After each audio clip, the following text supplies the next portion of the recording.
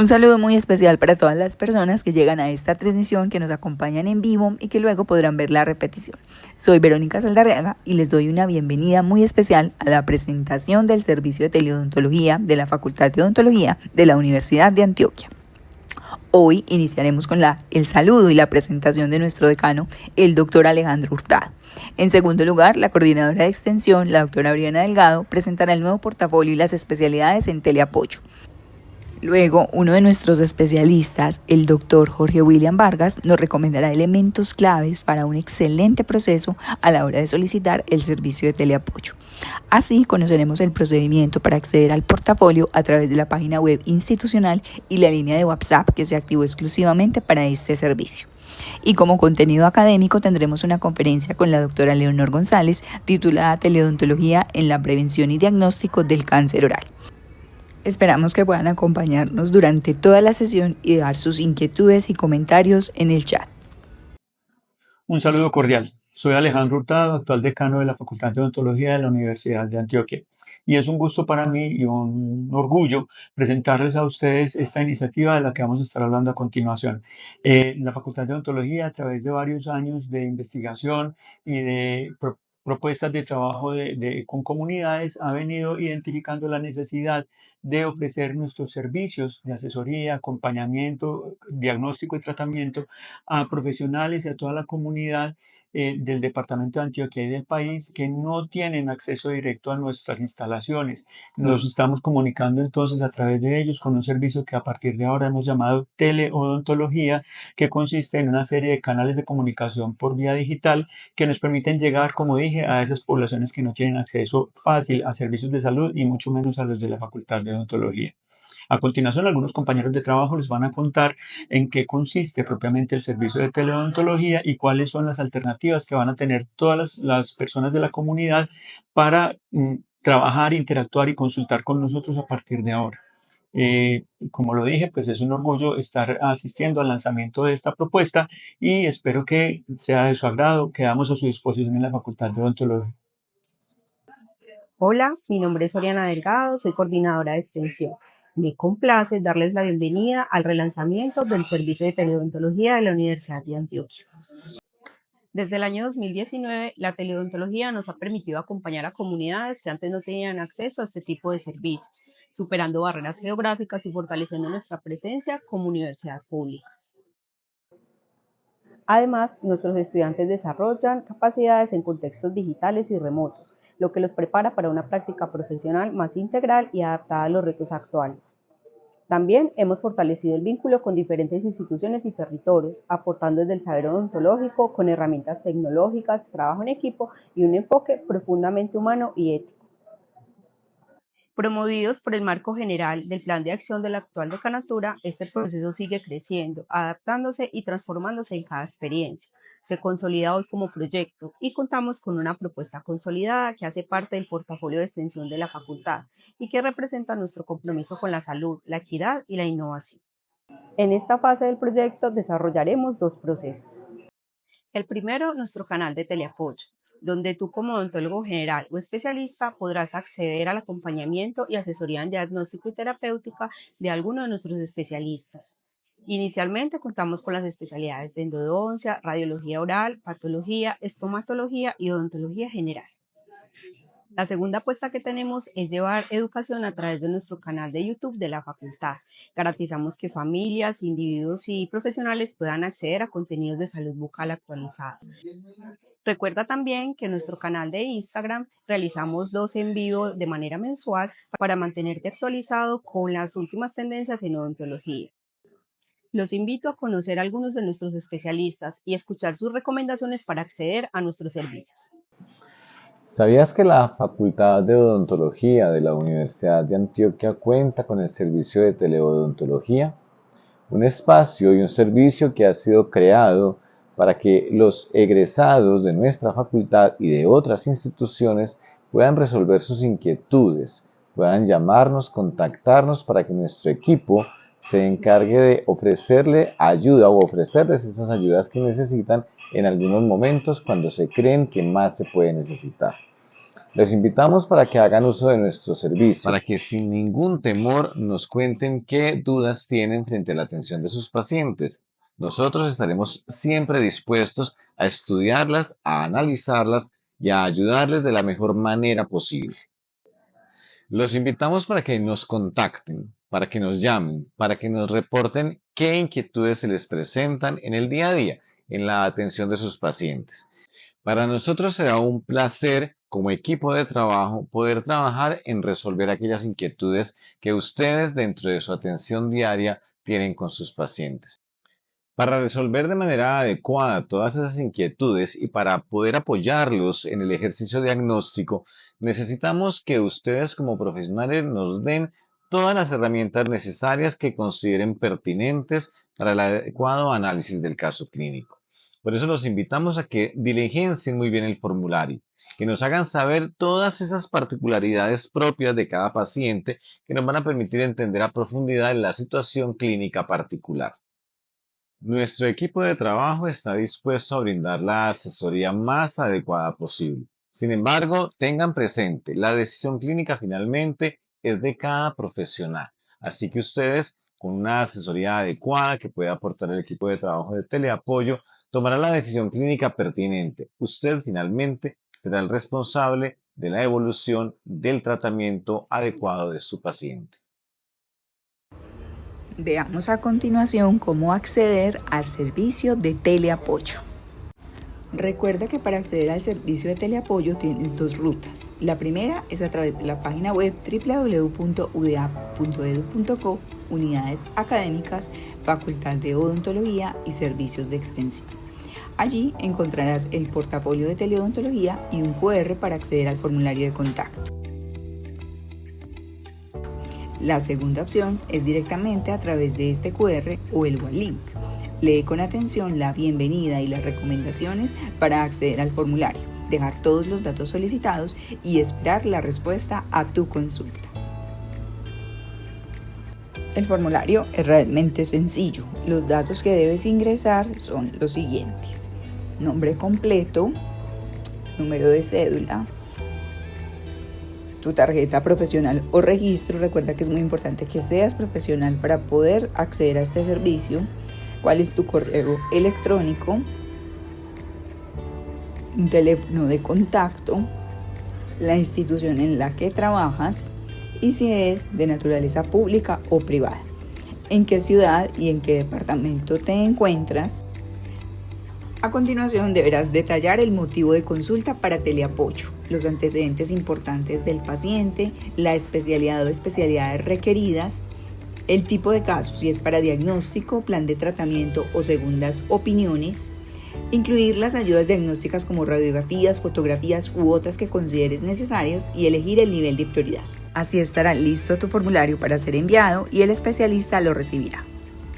Se tomará el tiempo necesario para revisar cada detalle de tu consulta y darte la mejor respuesta. Así de fácil es acceder al servicio de teleapoyo en nuestra facultad.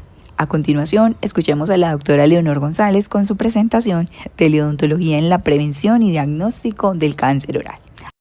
Buenos días, un saludo para todos. Gracias por estar acá conectados para este nuevo desafío que enfrenta nuestra facultad con relación a la teleodontología. Y en el día de hoy quiero compartir con ustedes una conversación sobre la teleodontología en la prevención y el diagnóstico del cáncer oral.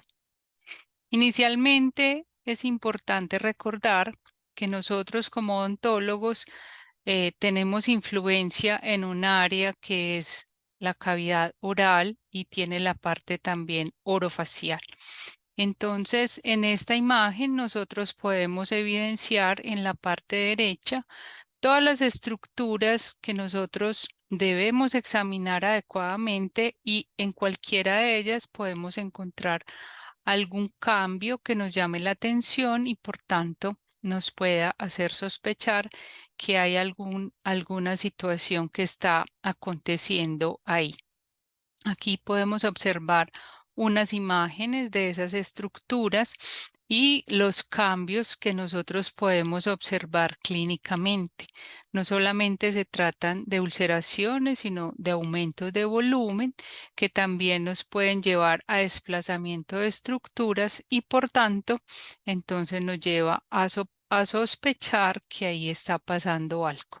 Muchas veces nuestros pacientes no consultan por estas situaciones, porque a veces en la odontología solamente los pacientes tienen como el imaginario de que se deben mirar es las estructuras dentales. Con relación a los datos que Globocam y el Observatorio de Cáncer a nivel mundial arrojan cada determinado tiempo, entonces es preocupante observar cómo en el año 2022 por cáncer de labio y cavidad oral fallecieron 188.438 personas. Pero aquí lo preocupante es que va a haber un incremento al año 2045 del 64% y la incidencia en el 2022 fue 389.846 y se proyecta un incremento del 65% para el año 2045. Adicionalmente, ellos describen que la tasa de sobrevida cuando los diagnósticos son en estadios 3 y 4 solamente tienen una tasa de sobrevida entre el 50 y el 55% de los pacientes. Por tanto, con esta reflexión inicial sobre la epidemiología, es importante que nosotros empecemos a identificar cuál será nuestro papel para ese diagnóstico temprano. Dentro de los factores de riesgo y la carcinogénesis, entonces es importante recordar que tenemos el cigarrillo o el tabaco en general, todos los químicos y todos los tóxicos que él contiene. También tenemos la flor de araca, que se hacen diferentes preparados como el betel, también la exposición a la radiación ultravioleta y el alcohol. Ustedes han encontrado que la combinación de alcohol y cigarrillo potencian todas esas alteraciones a nivel celular y que todos esos cambios que se vayan a dar a nivel celular con toda la continuidad de ese estímulo, entonces la célula ya no tendrá capacidad de adaptarse, sino que se lesionará. Es importante también entonces recordar que dentro de esos factores de riesgo que tenemos en la parte superior y que acabo de enunciar, se ha demostrado que cuando el paciente tiene una cesación de ese hábito, entonces las estructuras pudieran tener una regresión. Sin embargo, el daño, entonces toda esa lesión que se dio en la célula, está demostrado que se da más o menos entre los 4 años y siguientes después de haber eliminado ese hábito. Caso contrario pasa con el papilomavirus y con el virus de Epstein-Barr, que entonces con relación al virus de Epstein-Barr sabemos que produce la enfermedad del beso, la mononucleosis infecciosa, y que ambos virus entonces se tiene el contagio, pero ellos quedan latentes y ante estímulos que se suman, entonces favorecen que ese virus salga y prolifere. Con relación al papilomavirus 16, entonces nosotros a nivel de la orofaringe es donde estamos encontrando el mayor número de cánceres asociados. Aquí es muy importante recordar lo que les decía ahorita.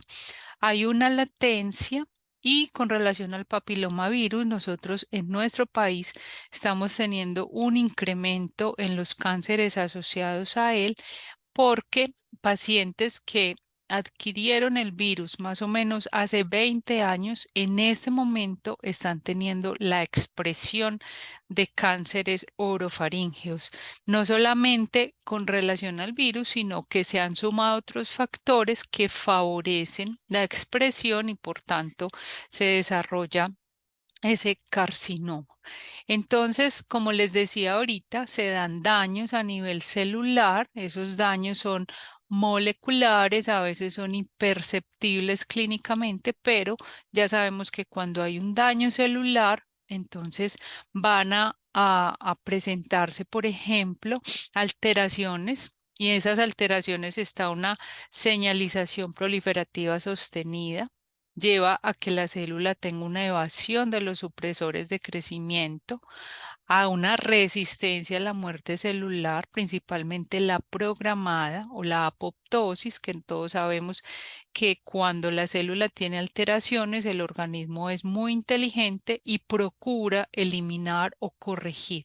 Pero entonces, ante este escenario, la célula entonces tiene esa resistencia y por tanto adquiriría una inmortalidad y esto le favorece la replicación. También hay procesos de angiogénesis cuando ya están más adelantados, porque ya la angiogénesis se refiere es al escenario o al espacio donde están esas células tumorales que están invadiendo. Aquí también entonces se señala que hay activación de la invasión y la metástasis, se reprograman las células y hay una evasión de la destrucción inmunitaria. Entonces, todo esto es el escenario que nosotros tenemos en relación a los factores de riesgo, a los daños que se dan a nivel de la célula y todos los fenómenos o alteraciones moleculares y tisulares. Con relación entonces a los cambios tisulares que se van dando después de esas situaciones que acabamos de enumerar, nosotros tenemos un esquema de lo que pasa. Entonces, inicialmente vemos una mucosa normal, donde tenemos un epitelio escamoso estratificado, muy bien organizado, unas células que tienen una imagen homogénea, son unas células que las podemos observar distribuidas de una forma organizada. Cuando hay una hiperplasia, nosotros hablamos de que hay una proliferación celular y esa proliferación obedece a un estímulo, como lo decíamos ahora. Pero la hiperplasia está catalogada como un fenómeno de adaptación. Por tanto, cuando el estímulo se retira, el tejido vuelve a ser normal. Ustedes aquí en el esquema pueden ver que están aumentadas en el número de las células, de pronto un poquito desordenadas, pero todas tienen la misma forma. Sin embargo, cuando ya vamos a la displasia, ya podemos ver que hay un poquito más de desorden y que fuera de eso nosotros podemos observar un pleomorfismo celular. Quiere decir que todas esas células no son iguales y por tanto al microscopio entonces nosotros ya nos empezamos a preocupar de que ahí está pasando algo. Cuando la displasia entonces, que ya es un daño más avanzado, digámoslo de alguna manera, de esas células, entonces ya pasamos al carcinoma in situ, que también se denomina una displasia severa, aunque en este momento hay autores o hay investigadores que están revisando esas denominaciones. Entonces ustedes ya pueden observar que esta línea azul que representa la membrana basal ya tiene un compromiso. Nosotros ya tenemos ahí en la imagen unas células que están sobre ella y esto nos puede estar expresando que entonces a nivel molecular ya se rompieron y se alteraron esas límites, por decirlo de alguna manera, ese límite que hay entre el tejido epitelial y el tejido conectivo y por tanto esas células epiteliales que están alteradas, que están creciendo de forma desordenada, van a ingresar al tejido conectivo, que es el que está por debajo. Y ahí es cuando nosotros ya empezamos a denominar que hay un carcinoma invasor o microinvasor. Digamos que es una línea muy delgada y que nosotros tenemos que tener mucho cuidado porque cuando nosotros diagnosticamos un carcinoma en este estadio, ya entonces hay que hacer unos tratamientos más amplios para el paciente. Entonces, aquí podemos observar en la imagen superior cómo se pueden hacer diagnósticos a nivel molecular y cómo se pueden hacer diagnósticos ya a nivel tisular. Esto es muy importante. Nosotros, ustedes me dirán, como odontólogos, pues qué importancia tiene. Sí hay mucha importancia porque en este tipo de lesiones tiene que haber una comunicación muy estrecha entre los clínicos y entre los laboratorios y los oncólogos que van a atender ese paciente. Entonces, vamos, después de esas alteraciones que se dieron, primero en la célula, después en el tejido, nosotros clínicamente vamos a encontrar unas expresiones, o sea, la manera como nos está hablando ese fenómeno o ese cambio. Entonces, eh, inicialmente vamos a encontrar los que se han denominado trastornos orales con potencial de malignidad. Aquí ustedes van a encontrar imágenes que probablemente han visto, que probablemente cuando las observan en su paciente les generan un poquito de preocupación, pero vamos a entender que cuando las encontramos, nosotros vamos, cómo vamos a proceder. Entonces, una de esas lesiones entonces es la leucoplasia homogénea. Entonces, acuérdense que en la mucosa nuestra o la mucosa oral es de color rosado pálido y que todo lo que sea blanco o rojo nos está indicando que hay una alteración. Entonces, en esa primera imagen nosotros vemos una placa que no desprende al raspado y eso nos lleva a hacer una diferenciación con otro tipo de lesiones, porque si desprendiera, entonces se trataría de una membrana. Aquí no desprende y por tanto es importante hacer una biopsia. Esa biopsia, ¿qué es lo que va a buscar?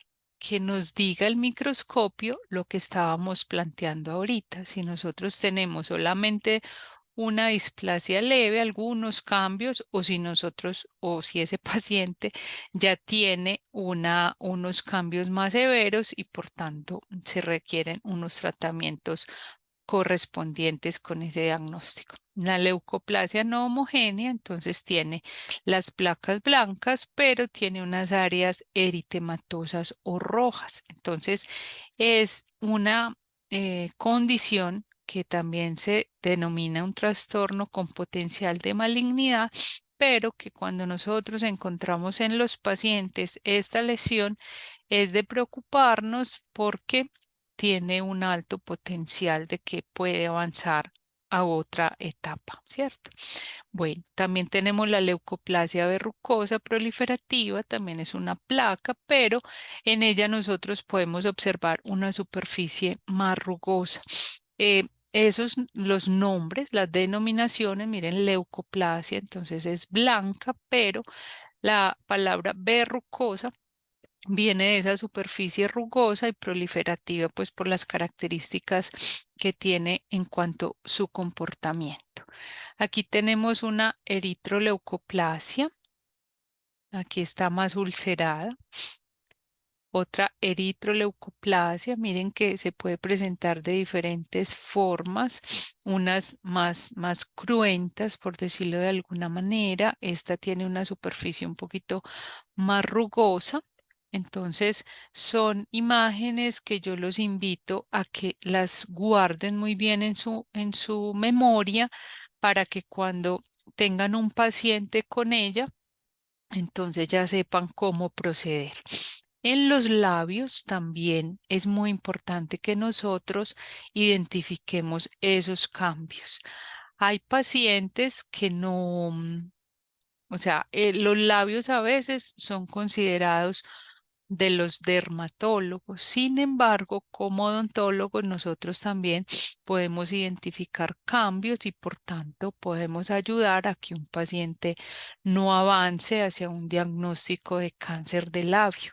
Nosotros siempre tenemos que procurar evaluar muy bien la línea mucocutánea.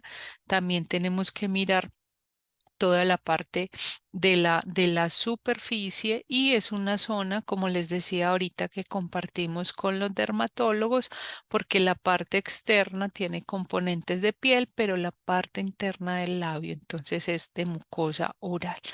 Todos esos pacientes que son deportistas, que son trabajadores del campo, que son personas informales que permanecen muy expuestas al sol, son supremamente susceptibles de desarrollar este tipo de lesiones.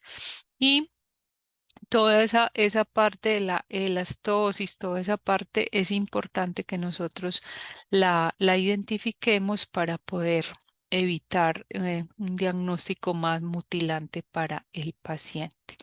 La fibrosis mucosa oral, ese es un diagnóstico que nosotros damos en el microscopio. Sin embargo, esta es una imagen que es cortesía de la doctora Marina y es de un fumador invertido. En nuestro país nosotros también tenemos fumadores invertidos, que es con la candela hacia adentro. Un grupo de nuestra universidad realizó hace algún tiempo una investigación muy interesante en la parte de la costa Caribe, y aunque es una conducta cultural, digamos que como odontólogos, si identificamos algún paciente que tenga esta conducta, es importante realizar una actividad de educación para que ese paciente cambie, pues idealmente deje el cigarrillo, pero que lo haga con la candela hacia afuera, porque todas esas alteraciones entonces se vuelven irreversibles y pueden terminar en un carcinoma.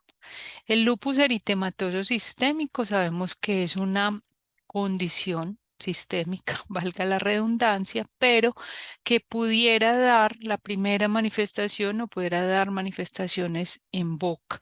Entonces es muy importante que nosotros lo tengamos en cuenta. Yo creo que todos con ese nombre inmediatamente se les viene una enfermedad autoinmune que tiene unas características clínicas de alas en mariposa.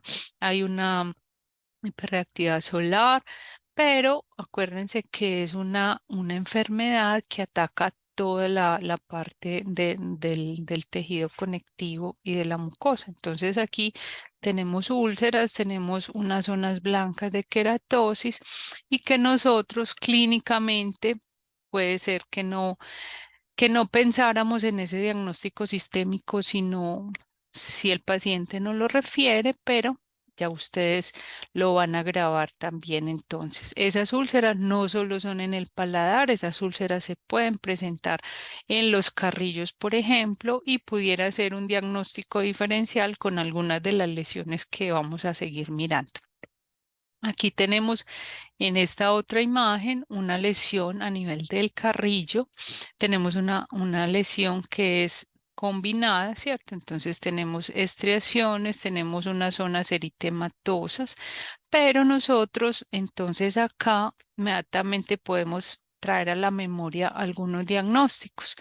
Es importante que nosotros en esos diagnósticos que probablemente están pensando, entonces recordemos que es importante mirar si hay una bilateralidad, si estuviéramos pensando en un líquen plano, que es un criterio para el diagnóstico. Pero nosotros también observamos y vemos que hay un factor local que pudiera estar causando ese cambio a nivel de la mucosa. Tenemos una amalgama que está descrito que pueden causar este tipo de lesiones que se llaman lesiones liquenoides orales. Y recordemos que estamos hablando de los trastornos orales con potencial de malignidad. Y en ellos estábamos diciendo que entonces si el estímulo se retira, esa lesión se puede quedar tranquila, se puede resolver, pero si no trabajamos en esos factores, puede avanzar, ¿cierto? Aquí tenemos entonces la condición que les estaba hablando ahorita, la zona reticulada, ¿cierto? Y que entonces se corresponde con el líquen plano oral. En el líquen plano, nosotros también debemos recordar que hay otras presentaciones clínicas, ¿cierto? Entonces tenemos el de placa, el líquen plano erosivo, y el ampolloso. En el erosivo nosotros encontramos entonces zonas ulceradas. Aquí ustedes, como ya ahorita quedaron, digamos, ya con la imagen de la quelitis actínica, entonces son diagnósticos diferenciales.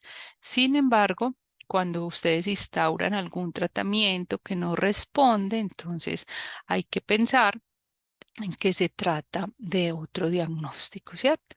Porque en estomatología y en medicina oral, eso es lo más importante. Cuando nosotros tenemos,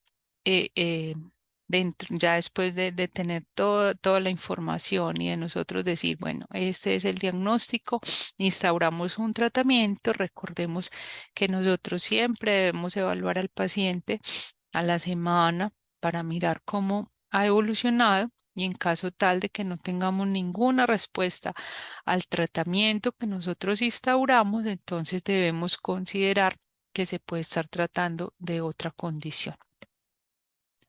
Y entonces, de las lesiones con potencial de malignidad, pasamos entonces a estas otras imágenes donde tenemos el carcinoma escamocelular que fue originado de una leucoplasia no homogénea. Miren, entonces ya clínicamente es demasiado florido. Ese paciente ya debe manifestar dolor y cuando nosotros hacemos el examen clínico intraoral, que tiene que ser supremamente cuidadoso, no nos exime a ningún odontólogo general ni a ninguna especialidad odontológica de hacer un examen estomatológico completo. Recuerden que el examen estomatológico inicia en la parte exterior, ¿cierto? Nosotros siempre tenemos que hacer una palpación de cuello, tenemos que mirar muy bien todas las estructuras, tenemos que mirar que no existan adenopatías. Y la recomendación es siempre tener un orden para que nosotros garanticemos que toda la boca quedó examinada. Adicionalmente, otra recomendación que yo siempre hago es que cuando haya una lesión en la mucosa sea lo último que miremos para que nosotros podamos explorar toda la cavidad oral y por último ya nos concentremos en la lesión. Si nosotros lo hiciéramos al contrario, a veces se nos puede pasar una información valiosa o identificar si hay otras zonas de la boca que también tengan algún cambio. Entonces, eso es muy importante. En esta imagen de la lengua, entonces es una localización muy frecuente del carcinoma y fuera de eso, cuando nosotros hacemos la palpación al paciente le pudiera doler, vamos a tocar y esa palpación tenemos que traccionar muy bien la lengua con la gasa y probablemente la vamos a sentir indurada. Entonces, eso es muy importante que lo tengamos en cuenta. Este otro escenario en el piso de la boca, miren que también entonces es una úlcera que tiene en la parte superior una membrana, pero los bordes, acuérdense que los bordes en las úlceras son supremamente importantes. En condiciones como el cáncer, a veces los bordes pueden ser levantados, vertidos, pero por lo general son indurados. Entonces, es muy importante que tengamos en cuenta estas características clínicas para poder garantizar un diagnóstico a tiempo. Bueno, entonces, con relación al diagnóstico, como nosotros habíamos dicho ahora, entonces tenemos unos cambios moleculares, tenemos unos cambios tisulares que tienen una expresión clínica. Entonces, se han desarrollado a nivel de investigación varias estrategias para el diagnóstico. En este momento, entonces, lo más importante es el examen oral, intraoral, extraoral, el que realizamos en el consultorio y que es clave para poder diagnosticar o poder seguir ese proceso de diagnóstico. Bueno, entonces la biopsia y el análisis histológico es el gol estándar que siempre hemos tenido, pero yo les decía ahorita que para poder tener cambios tisulares ya tuvo que haber pasado un tiempo de los cambios moleculares. Por eso, a nivel de investigación, entonces se tienen biomarcadores y esos biomarcadores se pueden identificar en saliva o se pueden identificar también en tejido o en sangre, ¿cierto? Entonces, eso es importante que lo tengamos en cuenta en nuestro medio. Por lo pronto, digamos, esos biomarcadores se hacen más a nivel de investigación de la enfermedad, pero esperemos que en un futuro no muy lejano podamos tener ese recurso. La citología exfoliativa, entonces también es un proceso o es una ayuda diagnóstica que se tiene, sin embargo, esas células que se obtienen también sería para hacer detecciones a nivel de biomarcadores. Y clínicamente, entonces también existen lámparas con diferentes digamos, fuentes de luz que en esos tejidos que están teniendo cambios, entonces producen unos efectos y orientan mucho, no a dar el diagnóstico definitivo, pero sí a los clínicos para, por ejemplo, mirar de qué lugar tomar la muestra o la biopsia y entonces esto es supremamente importante. Algo que se me había pasado ahorita era cuando se va a hacer una biopsia, recuerden que se debe tomar del lugar donde está la lesión y se debe incluir tejido sano para que el patólogo en el microscopio pueda tener un referente de la normalidad de esa boca del paciente. Hay también otra recomendación importante y es, tenemos que ser generosos con el tejido. Entonces, sabemos que desde las indicaciones de la biopsia, siempre que se considere que hay malignidad, se deben hacer biopsias incisionales. No obstante, nosotros siempre tenemos que pensar en que debemos favorecer el diagnóstico. Y si yo estoy frente a una lesión muy pequeña, pero que estoy pensando que es una malignidad, entonces hacer una biopsia casi que, pues casi no, excisional para garantizar que el patólogo pueda hacer el diagnóstico. Esta recomendación, ¿por qué se las hago? Porque muchas veces el tejido no es suficiente y lo que nosotros tenemos que privilegiar es el diagnóstico. Entonces, no es muy cómodo para el patólogo decir que el tejido fue insuficiente para diagnóstico, porque en el laboratorio el tejido tiene un proceso donde entonces se tiene que desgastar un poquito, él también dentro del proceso de la fijación en el formol se encoge un poco y por tanto entonces la recomendación con el clínico es que sea generoso en esa muestra. Como odontólogos generales, hay muestras o hay biopsias que ustedes pueden realizar y como ya tenemos una comunicación a través de la teleodontología, para eso estamos, para acompañarlos y para orientarlos en cuál es el área donde deben tomar la biopsia y los podemos acompañar. Aquí siempre lo que tenemos que pensar es en el diagnóstico y en el bienestar del paciente. Bueno, con relación a los biomarcadores, entonces es un tema relativamente nuevo, como les decía, busca hacer unos diagnósticos a nivel molecular y a veces lo hacen en estadios más tempranos que en los cambios tisulares. Entonces ellos ayudan en la detección, en la predicción, en el monitoreo. Ahora, aquí donde dice terapias individualizadas, hay un tema que se llama la medicina personalizada. Recuerden que ese es el objetivo principal.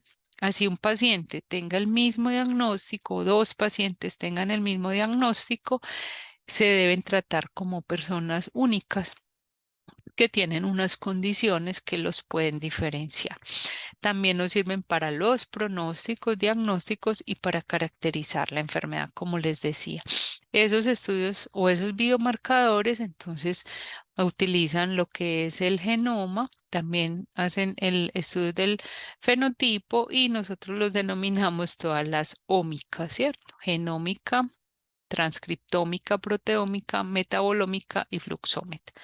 Es lo que en este momento está avanzando en la investigación, porque acuérdense que principalmente es para generar medicamentos para todo lo que tiene que ver con la quimioterapia, para tener blancos específicos y evitar la toxicidad. Aquí tenemos una imagen de una biopsia del estudio histopatológico, entonces cómo se hace la toma de la muestra, se introduce en formol, ese formol tiene que ser al 10%. Si ustedes van a preparar, van a hacer un procedimiento, necesitan el formol, en nuestro laboratorio de la facultad los podemos suministrar y si no también los podemos orientar sobre cómo prepararlo para que puedan enviar adecuadamente la muestra. Después del proceso, entonces aquí ya lo tenemos en un histocete y después de un procesamiento, entonces vamos a tener las placas para poderlas observar al microscopio y poder dar los diagnósticos. Entonces, hasta aquí hemos hecho un recorrido, digamos, de lo que todos es familiar, ¿cierto? Entonces, acompañar el diagnóstico, las ayudas diagnósticas en cuanto a la biopsia. Y entonces, como estamos hablando del apoyo de la teleodontología en la prevención y en el diagnóstico del cáncer oral, entonces yo aquí los quiero invitar a que hagamos unas reflexiones. Como odontólogos tenemos un papel más allá del diagnóstico. Entonces, ahora hay un grupo de investigación fuerte sobre lo que tiene que ver con la comunicación de noticias ruines, así se denomina, porque un diagnóstico de cáncer, en ese momento pues estamos hablando del cáncer oral, pero cualquier tipo de cáncer cambia la vida, no solamente del paciente, sino de toda una familia, porque además de pensar que el sinónimo es muerte, fuera de eso vienen un montón de cambios, un montón, unas expectativas, porque el estadio en el que se diagnostique el paciente, si lo tienen, por ejemplo, que hacer cirugías y esa cirugía lo va a mutilar.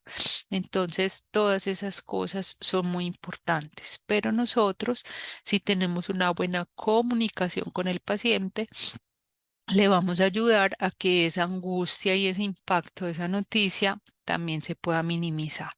¿Por qué se los digo? Porque a veces el paciente, el diagnóstico se lo da el especialista, ¿cierto? Pero muchas veces el paciente queda aturdido, no entiende y el odontólogo es de su confianza. Entonces, el odontólogo, él seguro va a ir a que le vuelva y le explique, le diga si sí o si no, porque eso es cierto, ¿cierto? Entonces, la invitación es a que nos ilustremos, a que comprendamos el lenguaje y si no, ustedes van teniendo el apoyo nuestro para que puedan acompañar a sus pacientes. De igual manera, yo sé que vamos a tener aquí la oportunidad también de preparar algunas cosas para los pacientes. Otro papel más allá del diagnóstico, entonces ese paciente, si es candidato a radioterapia, ese paciente, como odontólogo, siempre lo vamos a atender y lo vamos a dejar en óptimas condiciones en su cavidad oral para que pueda ir a su tratamiento de radioterapia. Recordemos que las dosis son altas y que esos pacientes se van a demorar para ir a odontología. Entonces, en estos pacientes nosotros tenemos que ser radicales, ¿cierto? Tenemos que pensar en privilegiar la salud oral. Entonces, si tiene raíces, nosotros ahí no estaría tan adecuado pensar si esa raíz la podemos rehabilitar o le podemos hacer algunos procedimientos ideales, sino pensar en que si esa raíz es un riesgo, de infección, va a ser mejor hacer la exodoncia, ¿cierto? Entonces, esa es un escenario que como odontólogos yo los invito a que lo empecemos a considerar. La otra es entonces cuando el paciente ya está en el proceso de la radioterapia, la mucositis es una condición que se presenta con mucha frecuencia. A veces en nuestro medio la especialidad de la estomatología no es tan conocida. Esos pacientes, como se van a un servicio de oncología, a veces son acompañados es por enfermeras. Entonces, solamente recomiendan el triconjugado. Pero nosotros como odontólogos, esa es un área nuestra, tenemos más elementos para acompañar esa mucositis, ¿cierto? Entonces, no solamente desde productos que encontramos en el mercado, sino que también ahora está la fotobiomodulación, que se utiliza como coadyuvante o más bien como preventivo durante el proceso de la radioterapia. Desde el día 1 de la radioterapia, el paciente se acompaña con la fotobiomodulación y se tiene muy buena respuesta, evitando esas complicaciones o esas mucositis más avanzadas. Y por último, entonces, cuando el paciente termina su tratamiento oncológico, ese paciente no puede quedar en el aire. Entonces, nosotros, como sus odontólogos de cabecera, vamos a seguir acompañando a ese paciente. Entonces, insistiendo en toda su higiene, encontrando y revisando muy bien esa mucosa, que no vayan a aparecer lesiones nuevas y también con la educación, ¿cierto? En ese paciente es importante, o sea, con él y con todos los pacientes, el autoexamen oral para que el paciente siempre esté tranquilo de lo que hay en su boca. Yo les decía al principio de la conferencia que en nuestra cultura se acostumbra es mirar los dientes, ¿cierto? Que estén blanquitos, que no tengan por ahí como algo que se haya fracturado, pero lo demás no se mira. Y es muy triste todos esos cánceres que llegan tan avanzados cuando la boca se tiene al alcance. Entonces, un espejo y una buena educación al paciente para un autoexamen es clave en ese proceso, ¿cierto? Entonces, esto lo tengo acá como post tratamiento, pero desde siempre, a partir de hoy, todos los pacientes que vayan teniendo en su consulta, insistir en el autoexamen. Entonces aquí yo les estoy planteando que siempre tenemos que tener un buen entrenamiento clínico. Nosotros tenemos que estar viendo y viendo y viendo lesiones para poder, como siempre, agudizar el ojo. Hacer un examen clínico sistemático es importante. O sea, si nosotros somos organizados como hacen los pilotos antes de despegar un avión, eso es clave para evitar complicaciones. La atención y el manejo clínico, la remisión al especialista cuando consideren que ya debe ser así, y el autoexamen y la visita al odontólogo y la excelente comunicación, no solamente con los pacientes, sino con los colegas. Y aunque el paciente nosotros lo remitábamos y en nuestro país, pues los pacientes se van para la EPS, pues digamos estar pendientes de que si lo hayan atendido, de que le hayan dicho, porque como les decía ahorita, es un diagnóstico importante y fuerte para manejarlo desde la parte emocional. En alguno de los artículos, pues son algunos artículos refieren que el mayor número de pacientes con diagnóstico de cáncer y que se suicidan son los pacientes que tienen diagnóstico de cáncer de boca y el complejo de cabeza y cuello. Y no solamente por el diagnóstico, sino porque el tratamiento es muy fuerte y dentro de los efectos, entonces ellos, si digamos la cirugía no dejó mucho rastro, digamos, como de mutilación, sí quedan con efectos como baja salivación, como pérdida del gusto, y eso desde la parte emocional genera mucha frustración para los pacientes. Entonces, eso también es importante que lo tengamos en cuenta.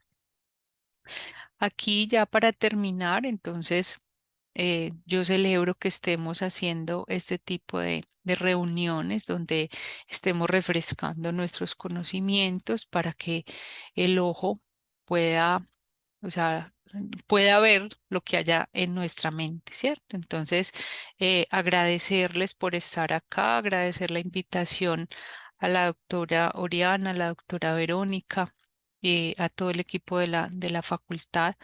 Y bueno, cuenten conmigo para lo que se requiera. Un feliz día para todos y estoy atenta a sus inquietudes. Vamos llegando al final de este evento. Agradecemos a la doctora Leonor por esta impecable presentación que nos da mucha claridad para reconocer el papel que tienen las tecnologías al servicio de nuestra profesión. Oficialmente se da apertura al servicio de teleodontología UDA y esperamos que sea de gran ayuda para todos nuestros colegas. Igualmente recuerden que en el canal de YouTube de la facultad tendrán una parrilla de información bastante actualizada para la comunidad en general y los profesionales. Hasta una próxima oportunidad y los esperamos.